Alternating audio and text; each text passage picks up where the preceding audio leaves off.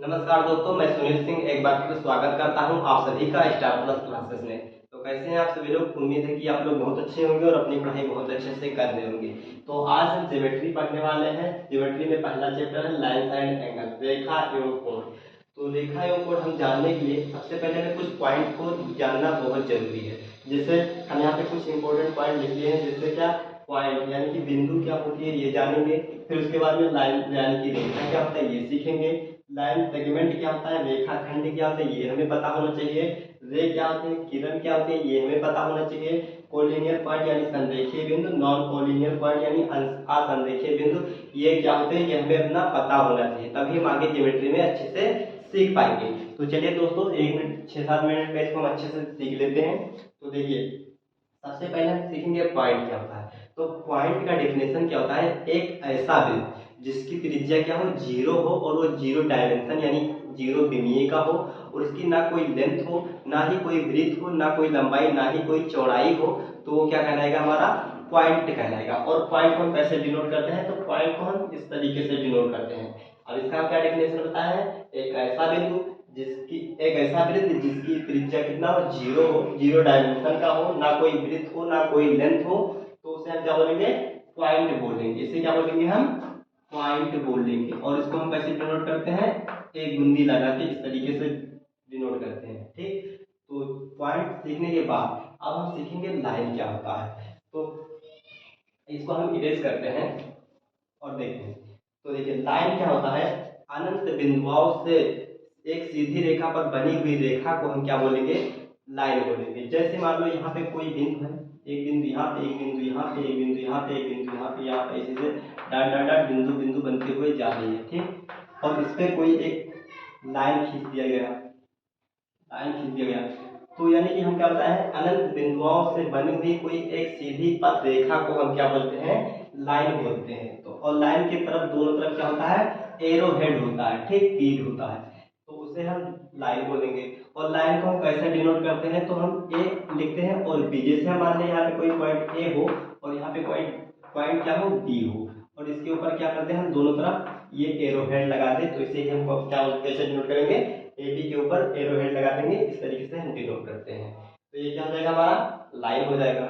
अब लाइन को हम इरेज करते हैं, फिर उसके बाद में हम सीखेंगे लाइन सेगमेंट। एक्चुअली क्या है, लाइन सेगमेंट जो है लाइन का ही पार्ट होता है, बस अब इसमें क्या होता है, इसकी स्टार्टिंग और एंडिंग पॉइंट हमें नहीं पता होता है, जबकि लाइन सेगमेंट में हमें स्टार्टिंग पॉइंट और एंडिंग पॉइंट दोनों ही ज्ञात होता है। तो जैसे जान लो, अब वो भी अनंत बिंदुओं से मिलकर बनी हुई होगी। तो मान लो यहाँ पे कोई बिंदु इस तरीके से हो, और यहाँ पे कोई इसका स्टार्टिंग पॉइंट हो, और यहाँ तक आके खत्म हो जा रही हो, कोई बिंदु हो, तो यहाँ पे हम क्या लिखते हैं, ए लिख दें, और यहाँ पे बी, यानी कि ऐसी सीधी रेखा जिसका स्टार्टिंग पॉइंट और एंडिंग पॉइंट यानी शुरुआती बिंदु और अंतिम बिंदु बिंदु हमें क्या हो, ज्ञात हो, वही क्या होगा, लाइन सेगमेंट होगा। और लाइन सेगमेंट को हम डिनोट कैसे करते हैं, ए और बी लिख के उसके ऊपर क्या कर देते हैं, एक बार लगा देते हैं, तो वो हमारा हो जाता है लाइन सेगमेंट हो जाता है। तो चलिए दोस्तों, लाइन सेगमेंट आपने सीख लिया होगा। अब हम सीखेंगे क्या, रे सीखेंगे। रे क्या होता है, तो देखिए, रे क्या होता है, रे एक ऐसी लाइन होती है जो किसी एक बिंदु से चल के अनंत बिंदु अनंत दूरी तक जाए, उसे हम क्या बोलेंगे, रे बोलेंगे। मान लीजिए यहाँ पे कोई एक पॉइंट हो, क्या हो, पॉइंट हो, और यहाँ से कोई लाइन निकल रही हो, सीधी अनंत दूरी तक जा रही हो, ठीक, तो उसे हम क्या बोलेंगे, रेखा बोलेंगे, यानी कि किरण बोलेंगे। जैसे आप मान लीजिए सूर्य का प्रकाश है, सूर्य का प्रकाश ऊपर से निकलता है और पृथ्वी पर सीधे एक ही दिशा में आ जाता है, और अनंत दूरी तक जहां पर तक संभव होता है जाता है, तो उसे हम क्या बोलेंगे, रे बोलेंगे, यानी कि किरण बोलेंगे। तो यहाँ पे हमारे ए दूरी ए पॉइंट से निकली, यानी स्टार्टिंग पॉइंट हमें पता है कि यहीं से निकली है, और अनंत दूरी तक जा रही है, यहाँ तो यहाँ तक आ गई थी, तो इसको हम कैसे डिनोट करेंगे, ए लिखेंगे, बी लिखेंगे, इसके ऊपर क्या एक तीर एरो हेड एक लगाएंगे, उसे हम बता देंगे क्या है, ये किरण लिखा हुआ है।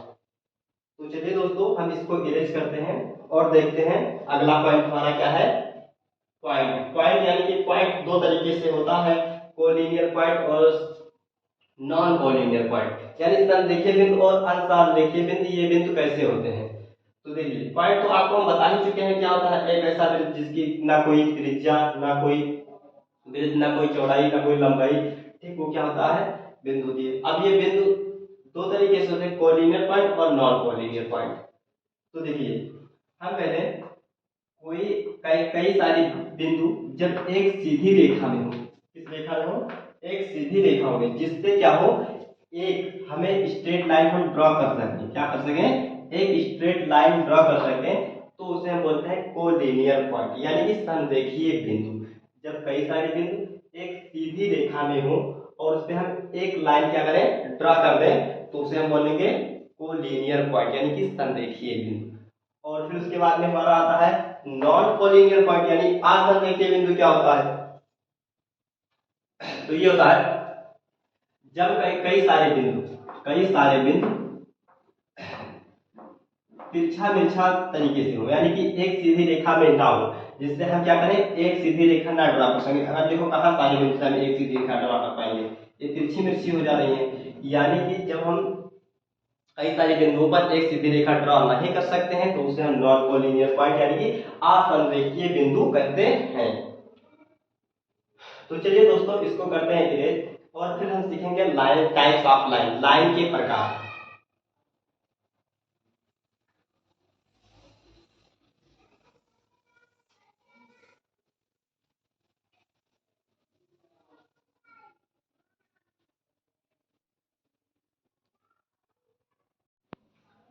आइए दोस्तों अब हम सीखेंगे टाइप्स ऑफ लाइन, रेखा के प्रकार। तो रेखा मुख्यतया 8 प्रकार के होते हैं। तो यहाँ पे हमने 8 टाइप्स के लाइंस को यहाँ पे लिख लिए हैं। फिर हम इसको इरेज करके एक एक लाइन को हम सीखेंगे कि कौन सी लाइन क्या है। तो सबसे पहले हमारी होते हैं स्ट्रेट लाइन, यानी कि सीधी रेखा। दूसरे नंबर पे हम यहाँ पे लिख दिए हैं कर्व लाइन, यानी जिगजैग लाइन, जिसे हम बोलते हैं वक्र रेखा, इसको ही सीखेंगे। फिर है हमारा तीसरा हॉरिजेंटल लाइन, यानी कि क्षैतिज रेखा।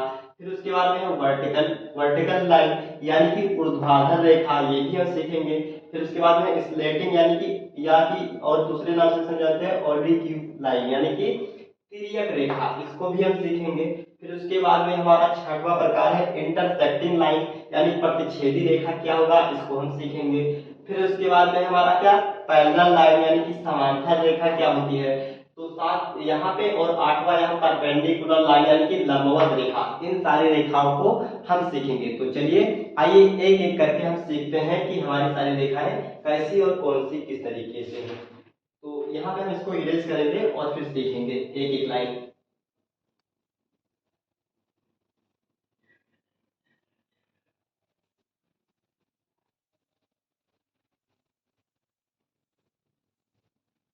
तो सबसे पहले है स्ट्रेट लाइन, यानी कि सीधी रेखा।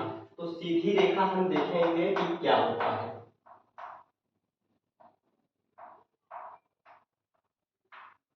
तो सीधी रेखा एक ऐसी रेखा जो एक सीधे मार्ग यानी कि पथ पे जाए और जिसपे क्या हो 180 डिग्री यानी 180 डिग्री का एंगल फॉर्मेट हो, यानी 180 डिग्री का कोण बने, उस रेखा पे हम क्या बोलेंगे, उसको सीधी रेखा। मान लो ये कोई यहाँ से यहाँ तक कोई रेखा गई है, ठीक, और इसके दोनों तरफ कितने कितने डिग्री कोण बन रहे हैं, 180 डिग्री के एंगल फॉर्मेट हो, कितने डिग्री के, दोनों तरफ 180 डिग्री के एंगल फॉर्मेट हो, तो उस रेखा को हम क्या बोलेंगे, सीधी रेखा, यानी कि स्ट्रेट लाइन। तो स्ट्रेट लाइन हम सीख लिए, उसके बाद हम सीखेंगे जिगजैग लाइन, यानी कि वक्र रेखा क्या होती है। तो दूसरा हमारा क्या है, वक्र रेखा, यानी कि जिगजैग रेखा, तो वक्र रेखा।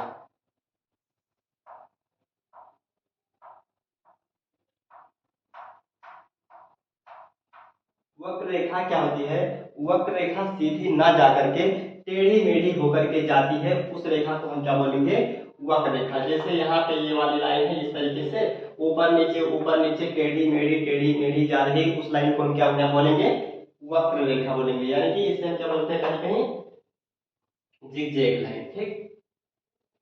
तो यहाँ पे क्या हुआ, सीधी रेखा, इसमें क्या अंतर हुआ, वो 180 डिग्री का एंगल फॉर्मेट कर रही है और ये तिरछी मिर्ची जा रही है, तो इसे हम जिगजैग रेखा या वक्र रेखा कहेंगे। तो इसके बाद हम अपना दूसरा रेखा देखेंगे हॉरिजेंटल, यानी कि क्षैतिज रेखा क्या होती है, क्षैतिज रेखा। तीसरा टाइप हमारा क्या है, क्षैतिज रेखा।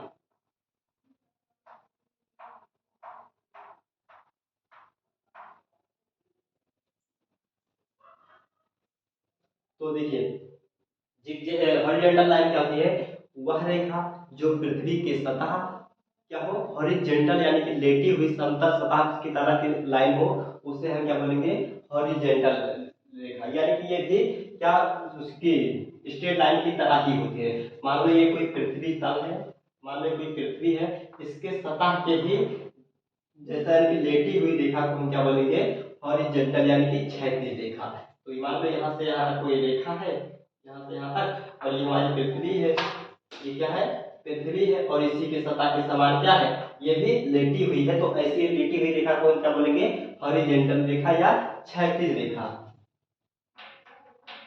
तो चलिए दोस्तों इसको इरेज करते हैं और फिर देखेंगे हम अपना क्या वर्टिकल रेखा यानी कि ऊर्ध्वाधर रेखा क्या होता है।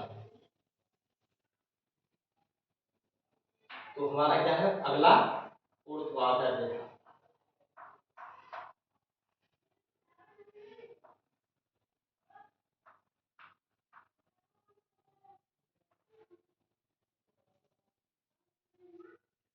तो देखिए ऊर्ध्वाधर रेखा क्या होती है, ये रेखाएं हमारी क्या होती हैं, पृथ्वी के तल के लंबवत होती हैं। क्या होती हैं, पृथ्वी जो मान लो ये पृथ्वी है और पृथ्वी की क्या होती है, लंबवत होती है। मान लो ये पृथ्वी तल है और इसके क्या होती है, लंबवत होती है, यानी कि 90 डिग्री का हमारा एंगल फॉर्मेशन होता है। ठीक, यहाँ पे 90 डिग्री का होगा और इस साइड भी 90 डिग्री का एंगल फॉर्मेशन होगा। तो इस वाली लाइन को हम क्या बोलेंगे, इस वाली लाइन को हम बोलेंगे वर्टिकली लाइन यानी कि ऊर्ध्वाधर रेखा। यहाँ पे लिख देंगे वर्टिकली, वर्टिकल रेखा। और ये क्या हो जाएगा, ये मान लो ये क्या हो जाएगा हमारा हॉरिजॉन्टल रेखा हो जाएगी और ये वर्टिकल रेखा हो जाएगा। ये वर्टिकल लाइन हो जाएगी, हॉरिजॉन्टल। और ये वर्टिकल लाइन हमेशा पृथ्वी के धरातल के समान 90 डिग्री का एंगल फॉर्मेशन करता है। इतना बात आपको ध्यान में रखना होगा। तो चलिए दोस्तों हम इसको इरेज करते हैं और फिर अगला लाइन देखते हैं कौन सा लाइन है।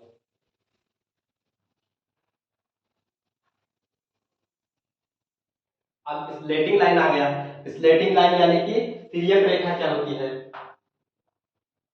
तिर्यक रेखा।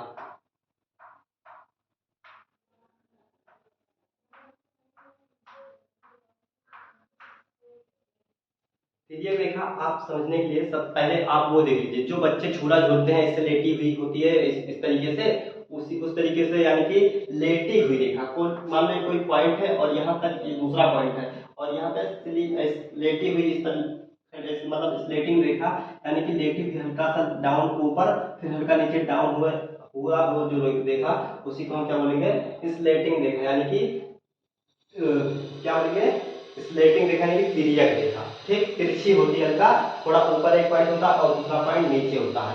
आप समझने के लिए आप वो झूला देखिए जो बच्चे जिसपे सरकते हैं, ठीक वही झूला को किस तरीके से होता है, तो स्लेटिंग के तरीके से होता है। तो इसको जानने के बाद हम देखेंगे या इंटरसेक्टिंग रेखा यानी प्रतिच्छेदी रेखा।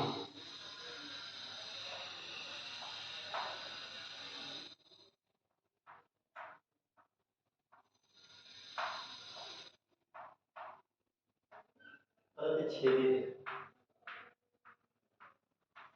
तो प्रतिच्छेदी रेखा क्या होती है, जब दो रेखा एक दूसरे को क्या करती हैं, किसी एक बिंदु पे काटती हैं। ठीक, जब दो रेखाएं किसी एक बिंदु पर एक दूसरे को काटती हैं तो ऐसी रेखा को क्या बोलते हैं हम, प्रतिच्छेदी रेखा। यानी मान लो कोई एक लाइन इस तरीके से आ रही है, ठीक, और एक दूसरी लाइन कोई इस तरीके से जा रही है। ठीक, तो यहाँ पे इन दोनों को काटती तो ये दोनों लाइन क्या करेंगी, ये दोनों लाइन इंटरसेक्टिंग लाइन करेंगी। कौन सी लाइन, इंटरसेक्टिंग लाइन।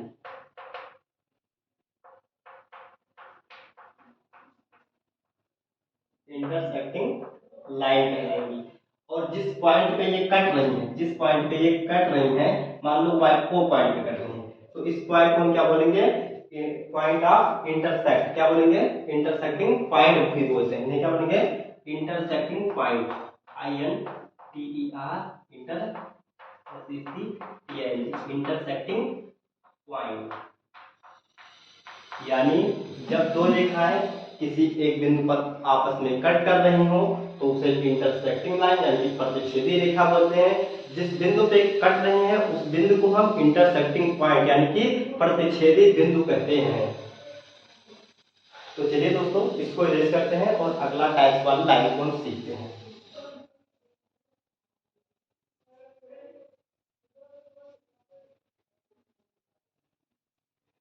अब फिर इसके बाद में है कॉन्करेंट लाइन। कौन सी लाइन? कॉन्करेंट यानी समवर्ती रेखा। कॉन्करेंट लाइन समवर्ती रेखा।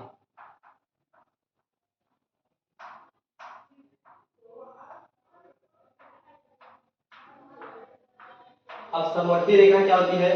तो जब तीन या तीन से अधिक रेखा है, ठीक, अगर दो होंगी तो हमारी क्या कौन सी लाइन होगी? Intersecting line. यानी कि जब तीन या तीन से अधिक रेखा किसी एक बिंदु पर आपस में कट कर रही हो तो उसे हम क्या बोलेंगे? कॉन्करेंट लाइन यानी समवर्ती रेखा। यानी कि मान लो ये कोई यहाँ पे कोई लाइन गई, दूसरी लाइन इधर से चली गई, तीसरी लाइन इधर से चली गई, तो इस पॉइंट को हम क्या बोलेंगे? Concurrent point. और इन सभी लाइन को क्या बोलेंगे? कॉन्करेंट लाइन यानी कि समवर्ती रेखा। और 4 भी हो सकता है, 5 भी हो सकता है, 6 भी हो सकता है, बहुत सारे लाइन भी हो सकते हैं, क्योंकि एक पॉइंट पे अनंत सारी लाइन खींची जा सकती है। ठीक, तो यहाँ पे क्या हो जाएगी? Concurrent line. ठीक, और ये क्या हो जाएगा? पॉइंट ऑफ कॉन्करेंट हो जाएगा। तो चलिए दोस्तों इसको इरेज करते हैं और नेक्स्ट देखते हैं। अब हम सीखेंगे समांतर रेखा, पैरेलल लाइन। कौन सी रेखा? समांतर रेखा।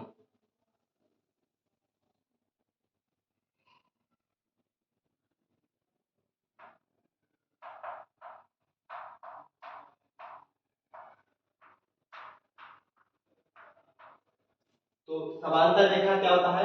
वह रेखा है जिनके बीच की दूरी हमेशा क्या होती, सदैव क्या होती है?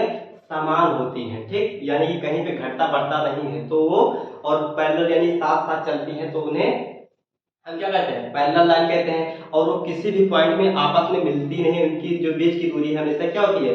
मेंटेन होती है। जैसे आप रेलवे की पटरी देख लीजिए, दो ऐसे पैरेलल लाइन होती है और आपस में चलती चली जा रही है, कहीं पे उनकी दूरी समान नहीं होती। जितना दूरी यहाँ पे होगा उतना दूरी आगे चल के होगा, और चाहे जहां देखेंगे तो उतनी दूरी मेंटेन बना ही रहता है, तो उसे हम बोलेंगे पैरेलल लाइन बोलेंगे। जैसे मान लीजिए कोई एक ये लाइन है, ये जा रही है, ठीक, और यहाँ पे दूसरी कोई लाइन है तो इसके साथ साथ जा रही है, और यहाँ की जो बीच की दूरी है ये मेंटेन हमेशा बना रहेगा। अगर दूरी h यहाँ पे है तो h यहाँ पे भी होगा और h यहाँ पे भी होगा, और ये कहीं भी ऐसे जाके मिलेंगे नहीं आपस में कि जाके मिल जाए, ये हमेशा मेंटेन बनाए दूरी अपना चलती चली जाएगी। तो ऐसी रेखाएं को हम क्या बोलेंगे?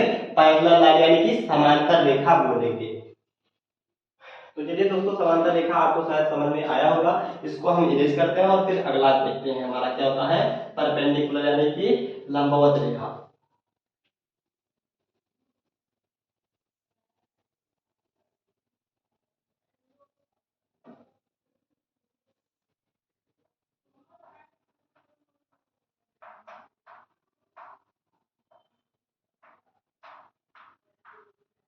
लंबवत रेखा तो ऐसी दो रेखाएं जो एक दूसरे को 90 डिग्री पर, कितने? 90 डिग्री पर एक दूसरे को प्रतिच्छेद करती हो, तो ऐसी रेखाओं को हम क्या बोलेंगे?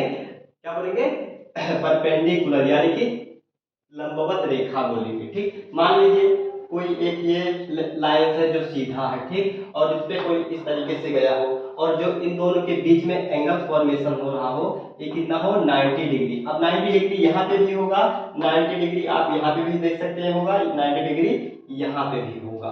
ठीक, तो आशा करता हूँ आपको लाइन्स और लाइन्स के प्रकार समझ में आए होंगे। तो इसको हम इरेज करेंगे और फिर इसके बाद हम सीखेंगे एंगल यानी कि कोण के क्या देख मतलब कोण क्या होते हैं उसको सीखेंगे और कितने टाइप्स के होते हैं। तो चलिए दोस्तों इसको इरेज करते हैं और अगला देखते हैं।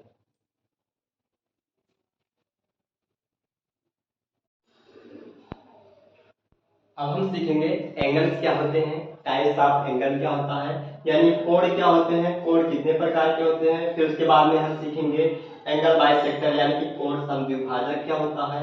फिर उसके बाद हम सीखेंगे एक्यूट एंगल यानी न्यून कोण क्या होता है, ऑब्ट्यूज एंगल यानी अधिक कोण क्या होता है, राइट एंगल यानी कि समकोण क्या होता है, स्ट्रेट एंगल यानी कि सरल या ऋजु कोण क्या होता है, और फिर रिफ्लेक्स एंगल यानी वृहत या पुनर्युक्त कोण क्या होता है।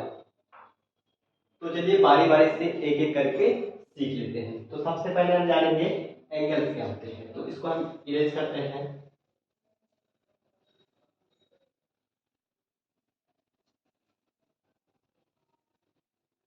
तो एंगल हमारा एक ऐसा बिंदु, ठीक, एक मतलब ऐसी दो रेखाएं, ऐसी दो किरण जो क्या हो किसी एक बिंदु से निकली हो और उनके बीच का जो झुकाव होता है वही हमें क्या कहलाता है, एंगल यानी कि कोण कहलाता है। तो क्या कहेंगे, ऐसी दो किरण यानी कि रेखा, हाँ, ऐसी दो किरण जो किसी एक बिंदु से निकली हो और उनके बीच का जो झुकाव होगा वही क्या कहलाएगा, कोण कहलाएगा यानी कि एंगल। मान लो ये कोई पॉइंट है, मान लो यहाँ पे कोई एक पॉइंट है और यहाँ से एक रे यहाँ से निकल रही है यानी कि एक किरण यहाँ पे निकल गया और एक किरण यहाँ पे निकल गया।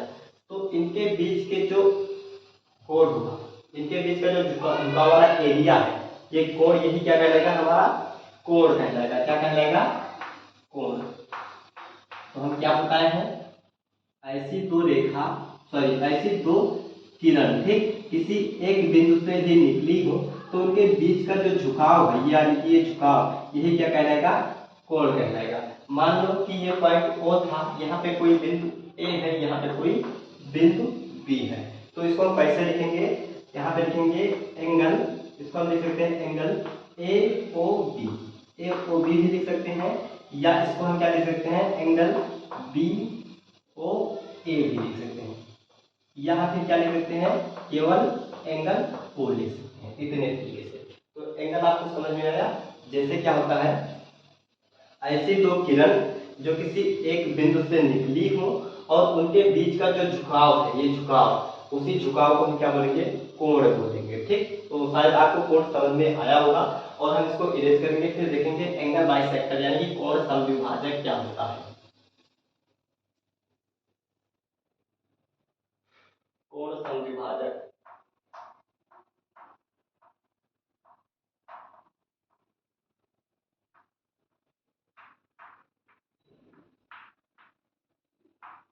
इसके नाम से ही आपको पता चल रहा होगा, कोण समद्विभाजक, यानी कि इस कोई कोण है और उसको सम यानी कि दो भागों में बांट दे रहा हो कोई चीज, ठीक। तो उससे हम क्या बोलेंगे, एंगल बाइसेक्टर यानी कोण समद्विभाजक। मान लीजिए कोई हमारा क्या है, एंगल है, ठीक, ये क्या है, एंगल AOB, AOB हमारा कोई एंगल है, ठीक। अब यहाँ से कोई लाइन आर आ रही है, क्या कह रही है, लाइन आर आ रहा है। तो ये मान लो पूरा रे था हमारा, अब जब रे आया, ये जो रे गया यहाँ पे एक लाइन, तो ये कोणों को दो बराबर भागों में बांट दिया। एंगल बाइसेक्टर क्या होता है, कोई किसी कोई कोण दिया हो तो उसे अगर हम एंगल बाइसेक्टर खींचेंगे तो उस कोण को दो बराबर भागों में बांट देगा, तो उसी को हम बोलेंगे एंगल बाइसेक्टर यानी कि कोण समद्विभाजक, यानी दो भागों में बट गया। तो यहाँ पे हम कह सकते हैं एंगल AOB का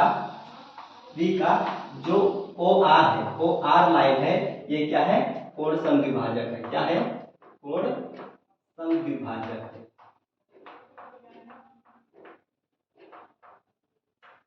कोण समद्विभाजक है, ठीक। और इसको हम क्या लिखेंगे कि एंगल जो AOR है, एंगल AOR है, ये बराबर हो जाएगा किसके, एंगल ROB के, क्योंकि जो हमारा कोण समद्विभाजक होता है इन दोनों एंगल को बराबर बराबर पार्ट में बांट देता है। तो यहाँ पे हम लिख सकते हैं एंगल AOR बराबर एंगल ROB, एंगल ROB लिख सकते हैं, ठीक।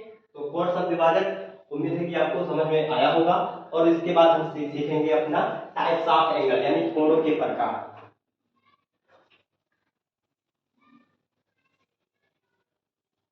ये दो पॉइंट आपको समझ में आ गए होंगे, कोण एवं कोण समद्विभाजक। तो इसके बाद हम सीखेंगे types of angle, types of angle, कोण समद्विभाजक, कोणों के प्रकार, ठीक। तो कोणों के प्रकार में सबसे पहला हमारा कोण आता है क्या, एक्यूट एंगल।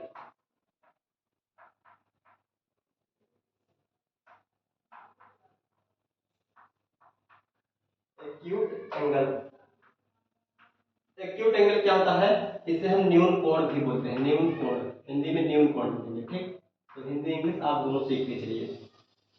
न्यून कोण, तो न्यून कोण क्या होता है, एक ऐसा कोण जिसका मान क्या हो, 90 डिग्री से छोटा हो। ठीक, कितना हो, 90 डिग्री से छोटा हो तो, और 0 डिग्री से बड़ा हो तो उसे हम क्या बोलेंगे, न्यून कोण। ठीक, तो ये मान लो यहाँ पे कोई दो रे हैं इस तरीके से। ठीक, और यहाँ पे कोई ये एंगल फॉर्मेशन कर रहे हैं। ठीक, इसको हम मान लें थीटा, मान लें क्या मान लें, एंगल थीटा। ये जो है यहाँ पे हम नाम देते हैं ए ओ बी, ए ओ बी। तो ये हमारा क्या कहलाएगा, न्यून कोण कहलाएगा। क्या, कौन सा कोण, तो ये हमारा न्यून कोण, यानी कि एक्यूट एंगल।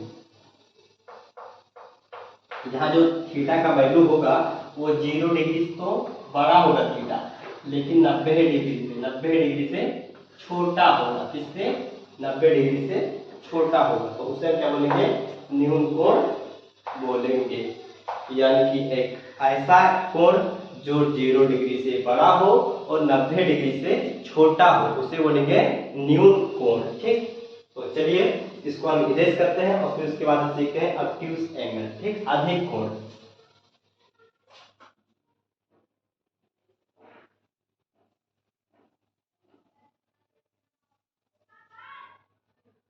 दूसरा हमारा क्या है, ऑब्ट्यूज एंगल।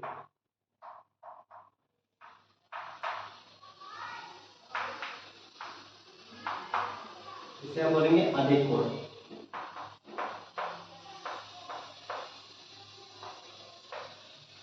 अधिक क्या होता है, एक ऐसा कोण जिसका मान कितना हो, 90 डिग्री से बड़ा हो और 180 डिग्री से छोटा हो तो उसे हम क्या बोलेंगे, अधिक कोण बोलेंगे। जैसे मान लो ये कोई एंगल है, सॉरी गलत हो गया, यहाँ पे फिर से बनाते हैं। मान लो ये कोई एंगल है। ठीक, तो जो इसका वैल्यू होगा, ठीक, इसका वैल्यू जो होगा वो कोई थीटा हो। ठीक, अब थीटा के साथ में कोई भी हो सकता है। थीटा एक ग्रीक सिंबल है जिसको हम अननोन एंगल को हम क्या करते हैं, इससे डिनोट करते हैं। मान लो ये कोई थीटा है तो इस जो थीटा की वैल्यू होगी ये 90 डिग्री से क्या होगी, 90 डिग्री से तो बड़ी होगी, लेकिन ये थीटा 90 डिग्री से बड़ी होगी लेकिन 180 डिग्री से छोटी होगी तो उसे हम क्या बोलेंगे, अधिक कोण त्रिभुज, सॉरी अधिक कोण बोलेंगे। त्रिभुज की तो बात ही नहीं है यहाँ पे, अधिक कोण बोलेंगे। क्या बोलेंगे, अधिक कोण बोलेंगे। तो चलिए दोस्तों इसको इरेज करते हैं और देखते हैं हम अगला, राइट एंगल।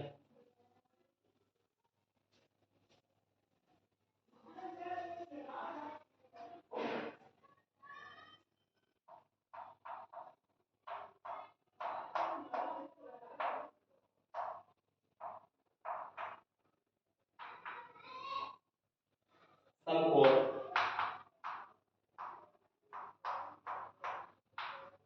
तो समकोण क्या होता है, एक ऐसा एंगल जिसका वैल्यू कितना हो, 90 डिग्री हो। ठीक, थीटा की वैल्यू कितना हो, 90 डिग्री हो तो उसे हम क्या बोलेंगे, समकोण यानी कि राइट एंगल। तो समकोण कैसे बनता है, इस तरीके से कोई लाइन खींची हो और इस तरीके से हो। ठीक, ये मान लो ए हो जाए, यहाँ पे ओ हो जाए, यहाँ पे बी हो जाए और इस पे जो डिग्री फॉर्मेशन हो ये कितना हो, 90 डिग्री हो तो ये क्या कहलाएगा, समकोण यानी कि राइट एंगल कहलाएगा।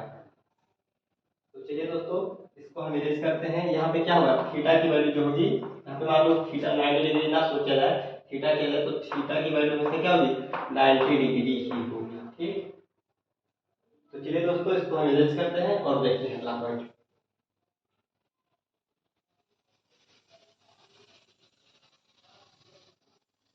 फिर उसके बाद में हम सीखेंगे सरल कोण या रिज्यू कोण, यानी कि स्ट्रेट एंगल। ठीक, सरल कोण या रिज्यू कोण इसे बोलते हैं सरल कोण या रिज्यू कोण, इसे भी बोलते हैं। ठीक,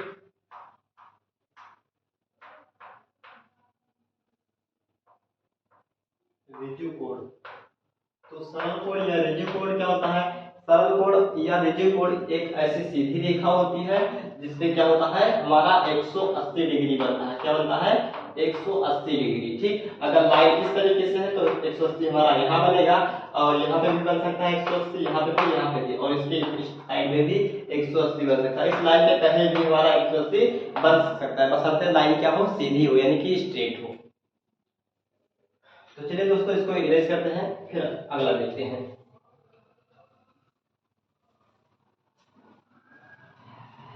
फिर उसके बाद में आता है reflex angle. Reflex angle Hindi में बोलते हैं जिसको हम बृहद कोण या पुनर्युक्त कोण, क्या बोलेंगे, बृहद कोण या पुनर्युक्त कोण, बृहद कोण या हम पुनर्युक्त भी बोलते हैं।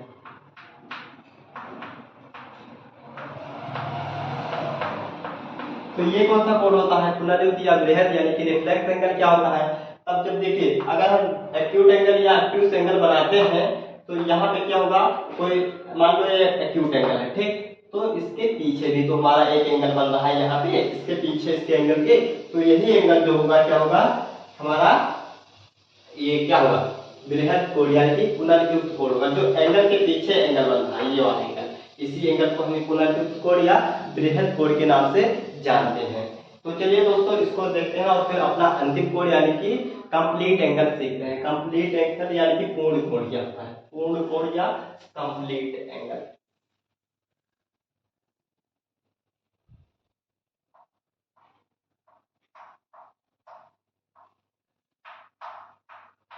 तो पूर्ण कोण हमें हमारा क्या होता है, एक वृत्त होता है, क्या होता है, वृत्त, जिसका वैल्यू कितना होता है हमेशा 360 डिग्री। हमेशा जो पूर्ण कोण होगा वो कितना होगा, 360 डिग्री का होगा, यानी कि एक वृत्त के टाइप का होगा। मान लो ये कोई वृत्त है, इस पूरे वृत्त का वैल्यू कितना होगा 130 डिग्री। अब देखिए एक्यूट एंगल इतना बन गया, ऑब्टयूस एंगल मान लो इतना बन गया, राइट एंगल इस तरीके से बन गया। तो जब ये पूरे वृत्त के नुमा बन रहा है तो ये पूरा क्या कहलाएगा, ये तो कंप्लीट एंगल ही कहलाएगा, यानी कि पूर्ण कोण कहलाएगा। ठीक, तो चलिए दोस्तों आशा करता हूं आपको एंगल्स के बारे में समझ में आया होगा। अब हम सीखेंगे relation between angle, relation between angle, कोणों के बीच संबंध सीखेंगे। ठीक,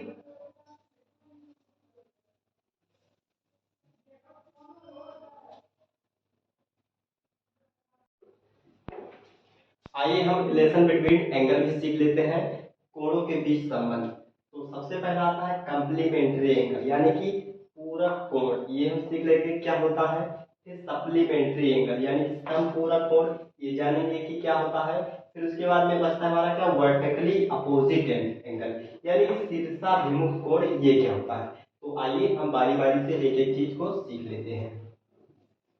तो कहाँ गया सीरीज, चलिए इसे सीरीज कर देते हैं यहाँ पे। चलिए हम सीखते हैं कंप्लीमेंट्री एंगल, पूरक कोण, पूरक कोण। तो देखिए पूरक कोण क्या होता है, तो पूरक कोण वे दो कोण जिनके मापों का योग कितना होता है, हमेशा 90 डिग्री होता है। कितना होता है, 90 डिग्री होता है, तो वो कोण क्या कहलाएंगे, पूरक कोण। और पूरक, प्रत्येक कोण एक दूसरे के पूरक होते हैं, यानी कि सप्लीमेंट होते हैं, सॉरी कप्लीमेंट होते हैं। ठीक, कप्लीमेंट होते हैं। ठीक, तो देखो मान लो ये कोई हमारा 90 डिग्री का एंगल था। ठीक, अब मान लो यहाँ पे कोई एंगल जा रहा है, ठीक, कोई एक लाइन जा रही है। ठीक, ये पूरा कितना था, 90 डिग्री था, और यहाँ पे कोई θ1 है और यहाँ पे कोई θ2 है, ये θ1 है और ये θ2 है। ठीक, तो ये हमेशा क्या होगा, इसमें θ1 और प्लस में θ2, इन दोनों का योग हमेशा कितना होना चाहिए, 90 डिग्री। तो ये क्या कहलाएंगे, कप्लीमेंट्री एंगल। और एक दूसरे के क्या होते हैं, कप्लीमेंट होते हैं, यानी कि पूरक होते हैं। ठीक, तो ये क्या कहलाएंगे, कप्लीमेंट्री एंगल। इस पे best SSC, CGL, CHSL, MTS, प्रत्येक एसएससी के पेपर में आते हैं इस पे बेस्ट क्वेश्चन। ठीक, इससे कप्लीमेंट्री, सप्लीमेंट्री और शीर्षाभिमुख और बहुत सारे एंगल्स के बीच में रिलेशन। ठीक, तो यहाँ पे आपको कप्लीमेंट्री शायद समझ में आया होगा क्या होता है। ऐसे तो कोणों के ऐसे दो कोणों का योग जिनका कितना हो, योग 90 डिग्री के बराबर हो, तो वो क्या करेंगे, कप्लीमेंट्री एंगल। यहाँ पे 90 डिग्री यहाँ पे बन रहा था, कोई एक लाइन गई थी, θ1 और θ2 का योग कितना था, 90 डिग्री, तो ये क्या कहलाएंगे, कप्लीमेंट्री एंगल कहलाएंगे। तो चलिए दोस्तों इसको इरेज करते हैं, फिर उसके बाद में देखते हैं सप्लीमेंट्री एंगल।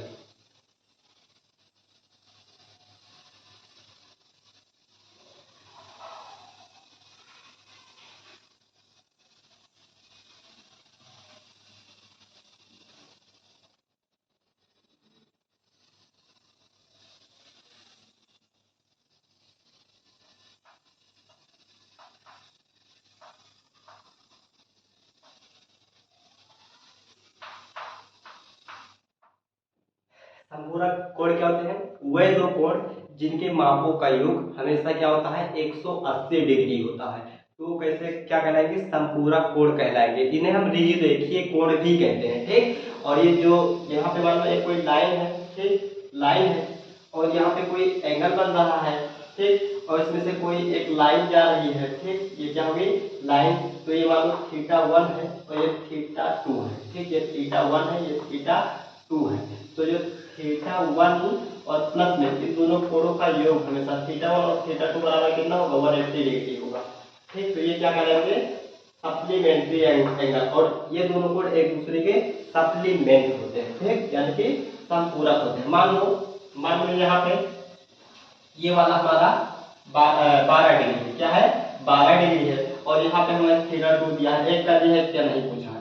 तो हमसे पूछेगा कि θ2 की वैल्यू क्या होगी, हम कैसे निकालेंगे? हम जानेंगे कि θ2 प्लस में जो ये 12 डिग्री है, 12 डिग्री इन दोनों का योग कितना होगा? 180 डिग्री होगा। तो θ2 की वैल्यू कैसे निकालेंगे? यहाँ पे 180 माइनस कर देंगे किससे? 12 डिग्री से। तो यहाँ पे जब θ2 का वैल्यू आएगा तो इसमें से घटाएंगे तो क्या बचेगा? 10 में से 2 जाएगा, 8 बचेगा, 7 में से 1 जाएगा तो 6 बचेगा, और यहाँ पे 168 डिग्री आ जाएगा। क्या? इसका वैल्यू आ जाएगा। तो इसी तरीके से हम इसका वैल्यू फाइंड करेंगे। तो यही क्या होगा? संपूरक कोण यानी कि सप्लीमेंट्री एंगल। तो चलिए दोस्तों इसको इरेज करते हैं और फिर देखते हैं वर्टिकली अपोजिट एंगल।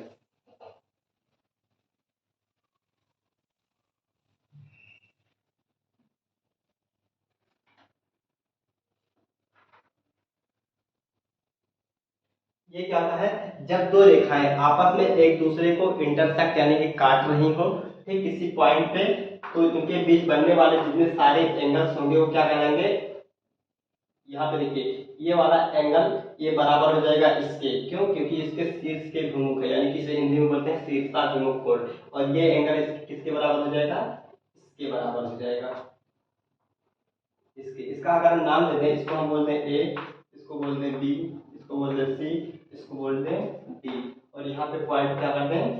ये पॉइंट है हमारा ओ। तो इसमें क्या क्या रिलेशन रहेगा? जो एंगल ए ओ डी होगा ये बराबर हो जाएगा किसके?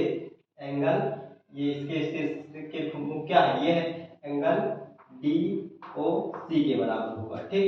और एंगल बी ओ सी, एंगल ये बी ओ सी बराबर होगा किसके? एंगल ए ओ डी के बराबर, एंगल ए ओ डी के बराबर होगा। और हाँ यहाँ पे ये वाला कोण इसके बराबर, ये कोण इसके बराबर। अगर ये 70 डिग्री है तो ये भी 70 ही डिग्री होगा। अगर ये 60 डिग्री है तो ये भी 60 डिग्री ही होगा। मान लो ये 5 डिग्री है तो 5 ही ये भी होगा। ये मान लो 110 है तो ये भी 110 होगा, ठीक। और यहाँ पे एक बात और समझना है, ये जो मान लो कोई स्ट्रेट लाइन है, क्या है? स्ट्रेट लाइन है, और यहाँ पे एक लाइन भी है, तो इन दोनों के बीच में कितना हो जाएगा? ये अगर θ1 है तो यहाँ पे हम ये निकाल सकते हैं θ1 और यहाँ की जो एंगल होगी ये दोनों मिलाकर कितना होगा? 180 डिग्री होगा। और ये दोनों शीर्षाभिमुख होंगे, तो यहाँ पे आप इस दोनों का 180 निकाल सकते हैं सप्लीमेंट्री एंगल से, इस तरीके से निकाल सकते हैं। यहाँ पे भी सप्लीमेंट्री एंगल और अप्लाई कर सकते हैं, यहाँ पे भी। और इन दोनों में तो साफ साफ आप देख ही सकते हैं शीर्षाभिमुख का एंगल बन रहा है, यानी कि वर्टिकली अपोजिट एंगल।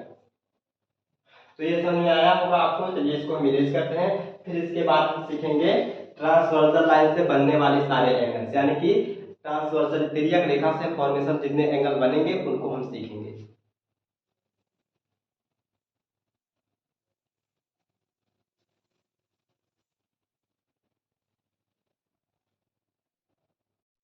आइए अब हम ट्रांसवर्सल लाइन यानी कि तिर्यक रेखा द्वारा बने कोण को हम सीख लेते हैं। तो जब हम ट्रांसवर्सल लाइन यानी कि तिर्यक रेखा द्वारा बने कोण को देखते हैं तो सबसे पहला हमें मिलता है वर्टिकली अपोजिट एंगल।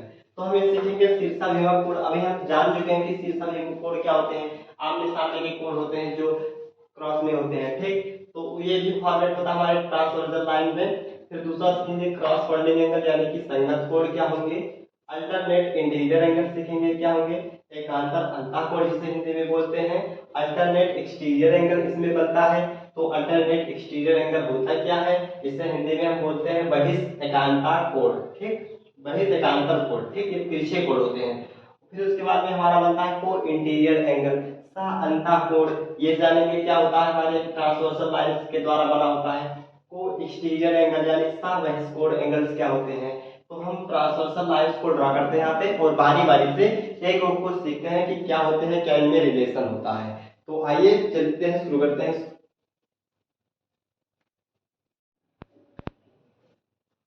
आइए जानते हैं कि तिर्यक रेखा क्या होता है। तो तिर्यक रेखा वह रेखा होती है जब कोई दो समांतर रेखा आपस में क्या हो, समांतर रेखा, जब कोई दो समांतर रेखा को कोई तीसरी रेखा, ठीक, तिर्यक यानी कि ट्रांसवर्सल लाइन कट करे, तो इनके बीच में जितने सारे एंगल्स बन रहे हैं, हम एंगल के नाम लिख दे रहे हैं, मान लो एंगल 1 है, 2 है, 3 है, ये इसको हम लिख दें एंगल 1 2 3 4 5 6 7 8, ठीक। तो यहाँ पे इतने सारे एंगल बन रहे हैं, तो इन एंगल में कुछ ना कुछ क्या होता है, रिलेशन होता है।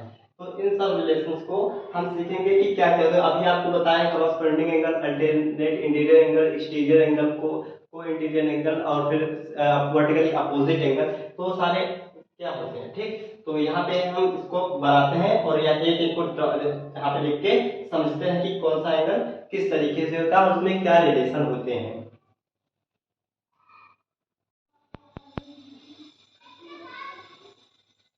मान लीजिए कोई यल और यम दो समांतर रेखाएं हैं जो एक तीसरी रेखा टी इसे कट कर रही है, जिसे हम ट्रांसवर्सल लाइन कहेंगे, और ये दोनों क्या समांतर रेखा जिनका नाम है यल और यम। तो इसमें कुछ एंगल फॉर्मेट हो गए, एंगल 1 2 3 4 5 6 7 और 8 एंगल बन रहे हैं।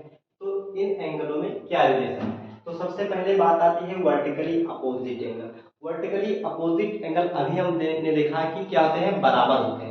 तो यहाँ पे देखेंगे कौन कौन से वर्टिकली अपोजिट एंगल है।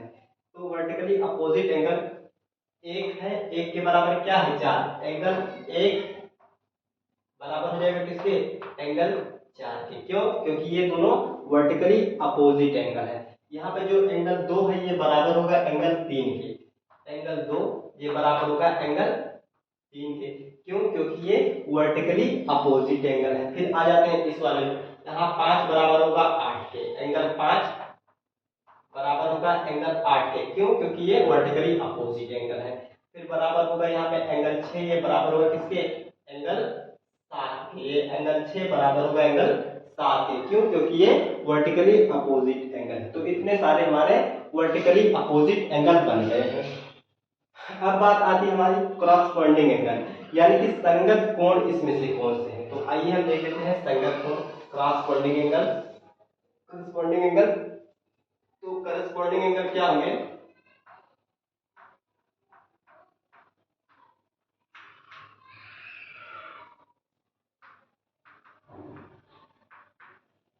जिसे हम हिंदी में बोलते हैं संगत कोण।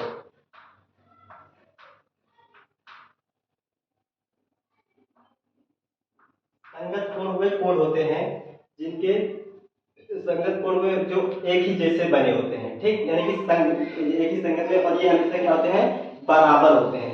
जैसे ये एंगल देखिए ये लाइन है, इसके ऊपर वाला एंगल है, तो इस लाइन के ऊपर वाला एंगल क्या है, 5 है। तो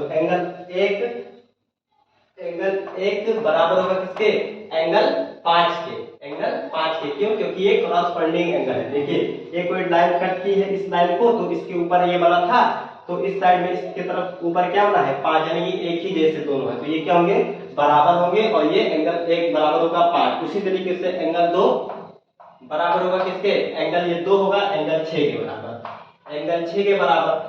और फिर उसके बाद में एंगल 3 एंगल 7 के बराबर होगा, एंगल 3 ये बराबर होगा एंगल 7 के। और एंगल जो 4 है ये बराबर होगा किसके, एंगल 8 के। तो इतने सारे क्या बने, करस्पॉन्डिंग एंगल यानी कि संगत कोण, एक ही जैसे, जैसे ये तीर के ऊपर बना था, ये भी तीर के ऊपर, ये तीर के उधर इस साइड, तो ये तीर के ऊपर इस साइड। तो करस्पॉन्डिंग एंगल हमने सीख लिया। अब हम सीखेंगे अल्टरनेट एंगल। अल्टरनेट एंगल यानी कि तिरछे एंगल, जो तिरछे बनते हैं। ठीक, तो इसको हम करते हैं और सीखेंगे अल्टरनेट एंगल।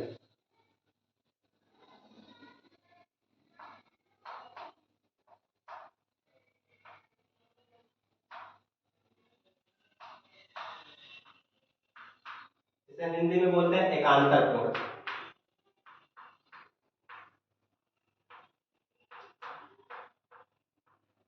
एकांतर कोण, ठीक। तो एकांतर कोण टू टाइप्स के होते हैं, एक अल्टरनेट एक्सटीरियर एंगल यानी कि तिरछा अंदर के कोण, और अल्टरनेट एक्सटीरियर एंगल यानी कि तिरछे बाहर के कोण। ठीक, तो यहाँ पे हम लिखेंगे ये दो तरीके से होते हैं। एक हमारा क्या होगा, अल्टरनेट इंटीरियर एंगल,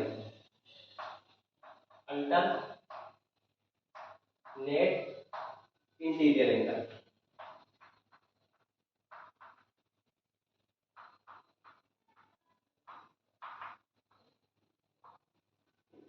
एकांतर अंतःकोण इससे हम बोलेंगे।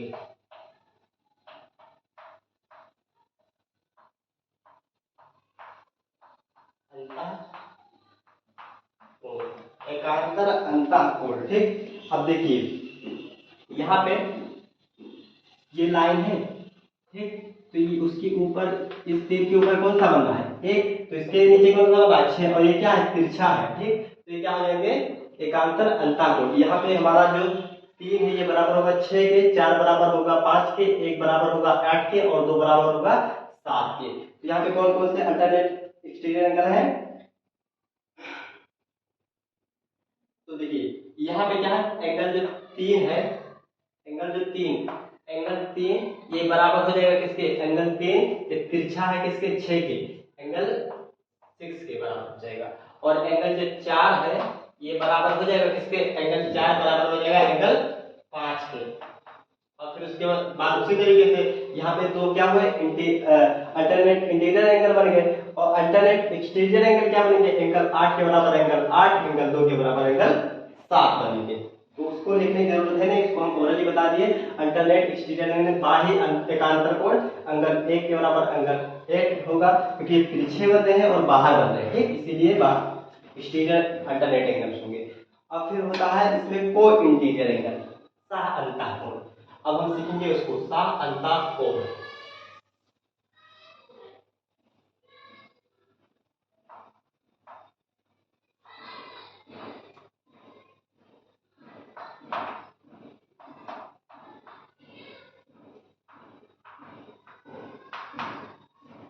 सह अंतःकोण क्या होंगे, जैसे ये एंगल 4 और एंगल 6 क्या है, एक कोण के एक ही तरफ बन रहे हैं, यानी कि एंगल जो 4 और एंगल 6 इन दोनों का सम कितना होगा, 180 डिग्री होगा। को इंटीरियर एंगल का सम हमेशा 180 डिग्री होगा। जैसे ये 4 और 6 एक ही तरफ कोण के बन रहे हैं, तो इन दोनों का सम कितना होगा, 180 डिग्री होगा। उसी तरीके से जो 3 और 5 ये क्या है, एक ही तरफ बन रहे हैं, तो इन दोनों का एंगल 3 प्लस एंगल 4 इन दोनों का सम कितना होगा, 180 डिग्री होगा। इसी तरीके से को एक्सटीरियर एंगल हो जाएंगे, जैसे 2 और 8 का सम कितना हो जाएगा, एंगल 2 प्लस एंगल 8 का सम कितना हो जाएगा, 180 डिग्री हो जाएगा। उसी तरीके से एंगल 1 और एंगल 7 का सम, एंगल 1 और एंगल 7 का सम 180 डिग्री हो जाएगा। ठीक, तो चलिए दोस्तों वीडियो को करते हैं इस समाप्त, फिर मिलते हैं अगले वीडियो में। और एक बात और, यहाँ पे हम प्रैक्टिस कर मतलब कॉन्सेप्ट सारे सीख चुके हैं, फिर एक वीडियो हमारा एक और आएगा जिसमें हम क्या करेंगे, सारे इन सब पर बेस्ड क्वेश्चन सॉल्व करेंगे। तो चलिए दोस्तों वीडियो को करते हैं इस समाप्त। अगर आपको वीडियो हमारी पसंद आई हो तो वीडियो को आप लाइक करिए और चैनल को सब्सक्राइब करिए। Thanks for watching this video.